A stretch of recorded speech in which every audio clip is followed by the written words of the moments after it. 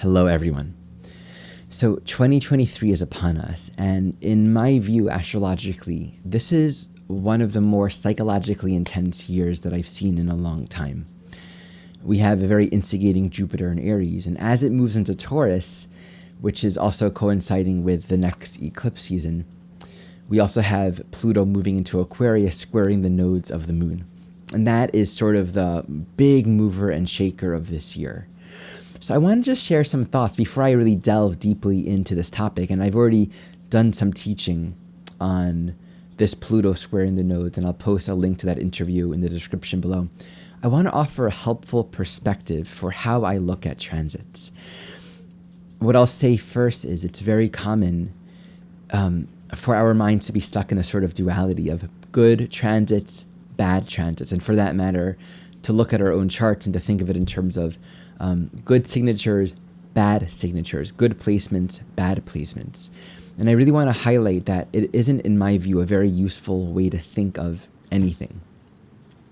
To think of transits in terms of how is it offering yet another one of the 10,000 angles through which I can remember means, whether it's challenging, whether it's pleasant and delightful, it shares the same purpose.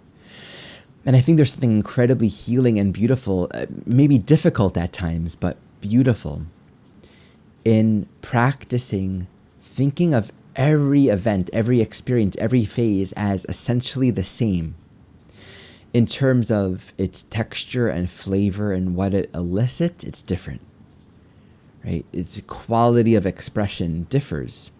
A trine is different than a square. A Jupiter transit is so different than a Pluto transit. But they're the same. They're just different ways of us learning about ourselves. Everything shares the same purpose. And that attitude is really at the seat of my ongoing self-reflection, because I think it's very easy to be stuck in challenging, painful, difficult experiences. And as is always true, we don't have a long-term perspective on things. We often lack the long-term evolutionary purpose behind our experiences. So then this elicits within us a strong craving and aversion, a strong preference. I don't want this and I do want this. And while I don't think it's necessarily easy or usually possible to just transcend these strong likes and dislikes or cravings and aversions, there is something helpful in cultivating an attitude that says, and I recognize that this is no different than any other moment, and I don't understand it. There's an opportunity here, there's a teaching here, there's a possibility here, there's a growth here that is being offered as in every other moment of my life. And this is a way of just cultivating an attitude that recognizes life is for our benefit. Everything serves a greater and holy purpose. And I think a part of our healing journey oftentimes is actually in correcting very well conditioned and crystallized unhelpful thoughts about life. Right? Why is this happening to me? Or it's always, I'm never going to get this, or it's always going to go this way. And what's true about those thoughts is really just the fact of our conditioned mind, not so much that life is going to be a certain way for us. Our attitude, our perspective, how we're choosing to be in relationship to what arises is the seed of our cultivation, is the seed of our practice. And that really determines how deeply we will learn from and benefit from our experiences. You know, we could have Jupiter trining Venus, and that can be it could be challenging. I got to tell you, don't take a trine at face value, but it could be you win some money, right? Or some sort of pleasurable, joyful, abundant experience arises for you. That might feel very pleasurable and delightful. But if we're grasping for it, it could actually lead to an overload. We can take more than we're actually able to integrate, and we can lose everything. Very common Jupiter experience. Versus we could have transiting Pluto, squaring your Mars, and all of a sudden you're dealing with intense anger, confrontations and triggers and content that you don't know what to do about them. And you might find yourself stuck in these situations where you're just between a rock and a hard place, or that translates into I'm in between my known patterns and my insecurities. I don't know how to move beyond these patterns, and I don't know how to resolve what I'm feeling. And sometimes these experiences where there's nowhere to go are one of the most wonderful, beautiful, powerful times. Yes, we might find a lot of stress and challenges, but there's an immense amount of beauty and healing offered through those times. And it really just comes back down to our choice to work with these energies in a healing way. So this year we have a very powerful alignment. I gave a talk on Pluto squaring the nodes, which will be the theme of this year. You can check it out in the description below. I was interviewed with Irliaana Samsara. It's a useful talk that really just highlights the essence of this theme, and I'll definitely be talking more about this transit later on. I feel that this particular theme is one of those astrological times where you can't run away from it, right? You can't just suppress your content during the year of 2023, and I would even say part of 2024. But really, this Pluto square in the nodes is just, you can't run away from this. It's one of those high stress kind of dynamics. And so preparing us for this transit with just an orientation of openness to grow. Jeffrey Wolf Green teaches when it comes to Pluto, the core dynamic, bottom line, comes back down to cooperation or resistance. Do we want to cooperate with evolution or resist it? And all choices can be boiled down to fundamentally one or the other.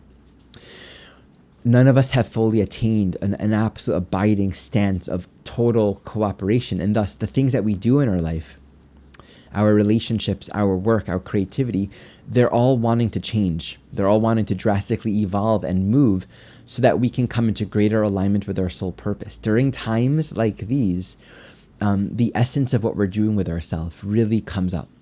Everything gets brought into question, and we're called to bring an immense amount of self-awareness and self-agency into our life. So I just wanted to share some of those reflections. I have a video coming up very soon on some tips, specific tips that I think are helpful for these times, focusing in particular on just the first part of this year with Jupiter in Aries. But I want to end this video with a poem. So I opened up my personal poetry. This is a journal that I write poetry in. And I just asked, give me some words that describe the essence of 2023. And I'll share the page that I turned to. Holiness is a choice. This means that anyone and anything can be the chosen and the chooser. Kedusha. We make it holy. We choose to orient our attention to the sacred. It is already whole, but it needs our choosing. Holy person, holy object, holy action. Holiness is a choice because God is the only reality. Practice understanding this. Practice applying this.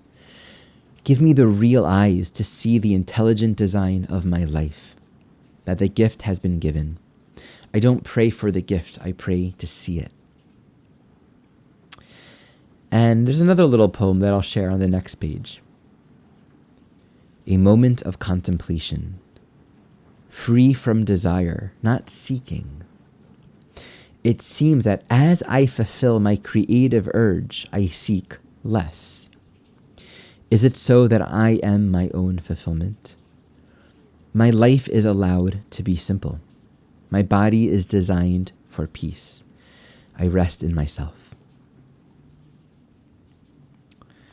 The second one in particular just really I turned to the first one, but the second one really, which is beautiful, the second one really speaks to 2023.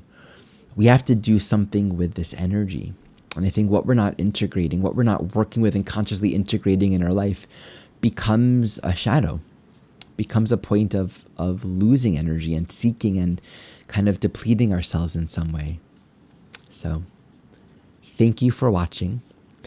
Reminder that we have a couple on upcoming training programs. One, the full year training program. This begins February 19th that week. This is for anyone at any level of astrological study. It's a really beautiful way to devote our year to our own spiritual growth and our spiritual studies. It's a spiritual practice as much as it is a training course in astrology. The two have to come together for me. I'm very grateful for the opportunity to teach it. You can also just enroll in the part 1 and then decide later on if you want to continue to the full year training program. And then I have the program available for those who are already deeply studied in evolutionary astrology. We have an opportunity to practice and train more deeply in this work with me. Oh yeah, one more thing. I have a new class available. I'll post a link. This class is actually on planets that square the nodes. It's a 2-hour class, very in-depth. I offered it through the NCGR last year.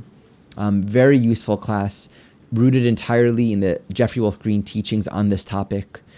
We talk about the meaning of this configuration, how to resolve it. I give various examples. There's Q&A. Check it out in the description. Okay, thank you for watching.